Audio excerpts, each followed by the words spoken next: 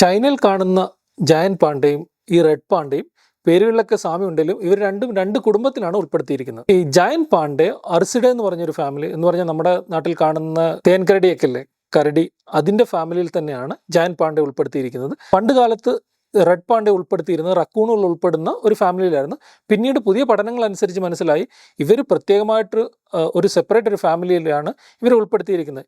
എയിലുരുടെ എന്ന് പറഞ്ഞൊരു ഫാമിലിയിലാണ് ഈ റെഡ് പാണ്ടകൾ ഉൾപ്പെടുത്തിയിരിക്കുന്നത്. ഇവരൊരു മോണോട്ടിപ്പിക് ഫാമിലിയാണ്. മോണോട്ടിപ്പിക് ഫാമിലി എന്ന് പറഞ്ഞു കഴിഞ്ഞാൽ ഈ ഫാമിലിയിൽ വേറെ മൃഗങ്ങളൊന്നുമില്ല, റെഡ് പാണ്ടകൾ മാത്രമേ ഉള്ളൂ. ഈ പാണ്ഡ എന്ന് പേര് വരാനും ഒരു രസകരമായിട്ടൊരു വാക്കുണ്ട്. ഇത് നേപ്പാളിലെ പൊന്യ എന്ന് പറഞ്ഞൊരു വാക്കുണ്ട്. പൊന്യ എന്ന് പറഞ്ഞ വാക്ക് അവരത് ഉപയോഗിക്കുന്നത് ഈ മുളകൾ കഴിക്കുന്ന ജീവികൾ അവർ പൊന്യ എന്നൊക്കെ വിളിക്കും.